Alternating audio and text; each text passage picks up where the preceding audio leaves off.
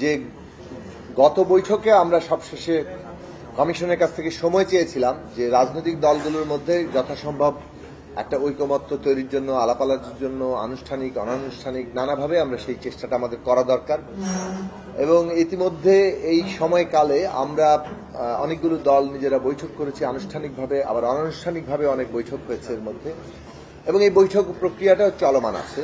তো এর মধ্যে আজকে যখন ঐকমত্য কমিশন তাদের বৈঠক ডাকলেন, সেখানে আগেকার মতগুলোর উপরে আলোচনার সাথে সাথে আমরা যে জায়গাটাতে একটা জায়গায় পৌঁছেছি, সেই পৌঁছানোর জায়গাটা হচ্ছে যে আমরা মানে বলা চলে যে জুলাই সংস্কার কিংবা এই যে সংস্কার বাস্তবায়ন প্রক্রিয়া নিয়ে আমরা একটা ঐকমত্যের কাছাকাছি। এইটা আমরা জনগণের কাছে জানাতে চাই, কারণ আমরা মনে করছি, অন্তত আমাদের দিক থেকে আমাদের উপলব্ধি হয়েছে যে আমরা এই বাস্তবায়ন প্রক্রিয়া নিয়ে যে অনৈক্যতা তৈরি হয়েছিল, সেই অনৈক্যতা দূর হয়ে একটা ন্যূনতম ঐক্যের জায়গায় অনেকটাই পৌঁছে যাচ্ছি। প্রথম বিষয় হচ্ছে যে আমাদের মধ্যে একটা আলোচনা জায়গা ছিল যে এই জুলাই জাতীয় সনদে যা কিছু আমরা গ্রহণ করেছি সেগুলো আগামী জনপ্রতিনিধিরা বাস্তবায়ন করতে বাধ্য থাকবেন কিনা, অর্থাৎ পরবর্তীতে সংসদ গঠিত হওয়ার পরে এটার কি নিশ্চয়তা থাকবে কিনা। সেই জায়গা থেকে এইটা একটা কমন ঐক্যের জায়গা হয়েছে যে জুলাই জাতীয় সনদ আগামী দিনে জনপ্রতিনিধিরা বাস্তবায়নে বাধ্য থাকবেন, এইরকম একটি আইনগত জায়গা, বাধ্যবাধকতা তৈরি করা হবে। এ বিষয়ে একটা ঐকমত্যের জায়গা আছে। দ্বিতীয় জায়গায় এসেছিল যে এই জুলাই জাতীয় সনদের জনগণের যে মানে এই অংশগ্রহণ এবং জনগণ যে এটাকে আসলে সমর্থন করেন তার যে ভিত্তিটা, সেটা তৈরি করা, তার জন্য একটা গণভোটের প্রশ্ন। এই গণভোট কেউ কারো প্রস্তাবে ছিল আগে, কারো প্রস্তাবে ছিল একই জাতীয় নির্বাচনের দিনে। তবে মোস্টলি আমরা মনে করি যে জাতীয় নির্বাচনের দিনেই একই সাথে গণভোট হতে পারে, এবং এই গণভোট মানে কি বলে যে এই আমাদের এই জুলাই জাতীয় সনদ বাস্তবায়নের প্রক্রিয়ার ক্ষেত্রে আমাদের যে সংকটটা, সেটার ক্ষেত্রে একটা আমাদের সকলের ঐকমত্যের জায়গায় আসতে পারে। একটা কনসার্ন আছে যাতে কোনোভাবে জাতীয় নির্বাচনটা বাধাগ্রস্ত না হয়, ক্ষতিগ্রস্ত না হয় কিংবা কোনো সমস্যার মধ্যে না পড়ে। ফলে সেই বিবেচনাতেও একদিকে জুলাই সনদের গণভোট, অন্যদিকে জাতীয় নির্বাচন, সেটা একই দিনে হওয়া মানে ভালো হবে, সমীচীন হবে, এবং সেই বিষয়েও মোটামুটি একটা ঐকমত্যের জায়গা তৈরি হচ্ছে। আমরা বলেছি যে আমাদের দিক থেকে আমাদের মত হচ্ছে যেগুলো বিষয়ে ঐকমত্য তৈরি হয়েছে সেই ঐকমত্য এবং কিছু নোট অফ ডিসেন্ট প্রশ্নে এই 15ই অক্টোবরের মধ্যে আরো আলোচনা করে যদি ঐকমত্য তৈরি করা যায় সেটা সবচেয়ে ভালো। বাছাইকৃত কাঁচামাল ও স্বয়ংক্রিয় ইউরোপিয়ান মেশিনে তৈরি হয় all time honeycomb, all time healthy life. ঐকমত্য অংশ সকলের জন্যই প্রযোজ্য, যারাই আগামী সংসদ হবেন, যারাই সংখ্যাগরিষ্ঠতা পাবেন, অথবা সংখ্যাগরিষ্ঠতার প্রয়োজন নেই, কারণ সেটা সকলে মিলেই এটা আশা করি যে সেখানে থাকছে। অন্যদিকে যেসব প্রশ্নে নোট অফ ডিসেন্ট আছে, ভিন্নমত আছে, সেই ভিন্নমতে প্রথম বৈঠকে আলোচনা হয়েছিল যে আর্টিকেল 70 ইয়াতে যে এখানে যে ভিন্নমতটা থাকছে, সেই ভিন্নমতটা সকলেই তাদের যা প্রশ্নগুলো নিয়ে তাদের নির্বাচনী ইস্তেহারে দিবেন। যে দল সংখ্যাগরিষ্ঠতা পাবে, বিজয়ী হবে, তাদের প্রস্তাব অনুযায়ী সেই ভিন্নমতটা গৃহীত হবে।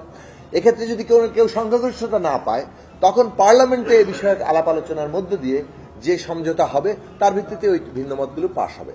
ফলে এই ক্ষেত্রেও একটা, যেহেতু জুলাই জাতীয় সনদের ভেতরে এই কথাটা লেখা আছে, ঐকমত্য অংশ এবং নোট অফ ডিসেন্ট অংশ মীমাংসার পথ, কাজেই জনগণ যখন গণভোটে এটাকে হ্যাঁ না দিচ্ছেন, তারা আসলে এর বৈধতা দিচ্ছেন এবং বাস্তবায়নের পদ্ধতি যেহেতু ভেতরে যেভাবে লেখা আছে সে অনুযায়ী বাস্তবায়ন হচ্ছে। তৃতীয় যে জায়গাটা আমরা বারবার ঐকমত্যের কথা বলেছিলাম যে এই বিষয়ে আমাদের একসাথে চিন্তা করা দরকার, সেই বিষয়ে আজকে অনেক অগ্রগতির জায়গা হয়েছে। বড় রাজনৈতিক দলগুলো এবং অন্যান্য পক্ষ তারা এটা দিকে আলোচনা করেছেন। সেটা হচ্ছে আগামী যে সংসদ গঠিত হবে, এই সংসদের ক্ষমতা কি হবে, এই সংসদ কি একটা কনস্টিটিউয়েন্ট পাওয়ার, মানে অর্থাৎ একটা সংবিধান কিংবা একটা মানে সেটা তৈরির ক্ষমতা পাচ্ছে কিনা। এই যে সংবিধানে আমরা মৌলিক সংস্কার করছি, এবং আমাদের দেশে কোর্টের রেফারেন্সে একটা জিনিস এসছে যে এখানে একটা বেসিক স্ট্রাকচার বলে জিনিস আছে, যদিও এই সংবিধানে কোথাও লেখা নেই এটা একটা বেসিক স্ট্রাকচার, কিন্তু বেসিক স্ট্রাকচারের কথাটা একটা কোর্ট আদেশের মধ্যে দিয়ে এসেছিল। সেই দিক থেকে একটা বিতর্ক উঠতে পারে যে বেসিক স্ট্রাকচার বদল করলে সেটা আসলে সংশোধনী দিয়ে কাভার করে কিনা। ফলে এই সংসদের যদি এইরকম কনস্টিটুয়েন্ট অর্থাৎ এই মৌলিক সংস্কার করার ক্ষমতা না থাকে তাহলে এটা টেকসই হবে না। এই কথাটা আমরা বারবার বলার চেষ্টা করেছি। সেদিক থেকে আমাদের প্রস্তাব ছিল যে একটা এমন একটা আদেশ থাকা অথবা অধ্যাদেশ থাকা যেটার মধ্য দিয়ে আগামী সংসদকে দুটো রাজনৈতিক ক্ষমতা দেওয়া হবে। একটা হচ্ছে 5 বছর এই তারা দেশ পরিচালনার কাজ করবেন, নিয়মিত কাজ করবেন।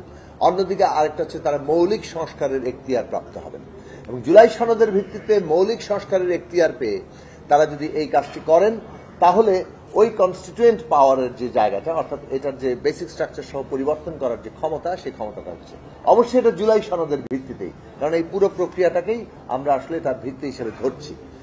আমরা আরো বলেছি যে একটা নির্দিষ্ট সময় থাকতে হবে, অর্থাৎ প্রথম অধিবেশনেই জুলাই জাতীয় সনদের ঐকমত্যের অংশ গৃহীত হয়ে যাবে এবং সেই অনুযায়ী অন্যান্য যে মানে যা যা বাস্তবায়ন যদি আপার হাউস সহ নারী আসন সহ অন্যান্য যে সমস্ত বিচার বিভাগ সহ সেই বাস্তবায়নের কাজগুলো হয়ে যাবে। আর এই সামগ্রিক প্রক্রিয়া সম্পন্ন করতে অর্থাৎ মানে সংস্কারের যে ক্ষমতা প্রাপ্ত হচ্ছে সেটা যে নামই হোক, সংস্কার পরিষদ হোক কিংবা অন্য কোনো নামই হোক, সেটা একটা নির্দিষ্ট সময়ের মধ্যে শেষ করতে হবে। এই সবগুলো জিনিস আদেশ আকারে জুলাই জাতীয় সনদ বাস্তবায়ন প্রক্রিয়া আদেশ এইরকম একটি আদেশ সরকার গ্রহণ করতে পারে এবং প্রত্যেকটি জিনিস 1, 2, 3, 4 করে তারা খুবই বিস্তারিতভাবে উল্লেখ করতে পারে, যার মধ্য দিয়ে এই জুলাই জাতীয় সনদ বাস্তবায়ন প্রক্রিয়াটি সম্পন্ন হতে পারে। এইটার ক্ষমতা এই সরকার যেভাবে গঠিত হয়েছে জনগণের শক্তি এবং সংবিধানের 106 অনুচ্ছেদের মধ্য দিয়ে কোর্টের পরামর্শক্রমে এই দুটো প্রক্রিয়ার সমন্বয় যেভাবে আছে, এই জুলাই জাতীয় সনদ বাস্তবায়ন প্রক্রিয়া আদেশও সেই দুটো প্রক্রিয়ার সমন্বয়েরই একটা প্রকাশ হিসাবে সামনে আসবে এবং জনগণের অংশগ্রহণের মধ্য দিয়ে একদিকে গণভোট, অন্যদিকে জাতীয় নির্বাচন এবং তার মধ্য দিয়ে এই জুলাই জাতীয় সনদের বাস্তবায়ন, আমরা পুরো প্রক্রিয়াটা জনগণের আকাঙ্ক্ষাকে বাস্তবায়ন করতে পারব। সেই বিষয়ে যে কনসেনসাস তৈরি সেটাকে আমরা প্রধান গুরুত্ব দিয়েছি এবং বাংলাদেশে এই মুহূর্তে রাজনৈতিক যে বাস্তবতা, শক্তির যে ভারসাম্য, তাতে কনসেনসাসের ভিত্তিতে আমাদের আগামী দিনে এগিয়ে যেতে হবে, সেই কথাটা আমরা বারবার তুলে ধরেছি। আমরা নিজেরা আশাবাদী যে এখন যে ঐক্যের সম্ভাবনাটা দেখা দিয়েছে, একটা একমত হওয়ার সম্ভাবনা দেখেছে, সেটা আমাদেরকে জনগণের আকাঙ্ক্ষা বাস্তবায়নে তার স্বপ্ন পূরণের কাজ করবে। দেখুন, জনগণের রায় তো সবসময় চূড়ান্ত। তো আমরা আশা করি যে জনগণের এত বড় সংগ্রামের মধ্যে দিয়ে যে জায়গা হচ্ছে রাজনৈতিক দলগুলো যারা অভ্যুত্থানে অংশ নিয়েছে, তারা যেভাবে যে এই প্রক্রিয়ার মধ্যে দিয়ে অংশ নিয়েছেন, তাদের যে সমর্থন, সমস্ত কিছুতে জনগণ মুখিয়ে আছেন এই এই ঐকমত্যের জায়গাগুলোকে তারা বাস্তবায়ন করার মানে বাস্তবায়ন দেখতে।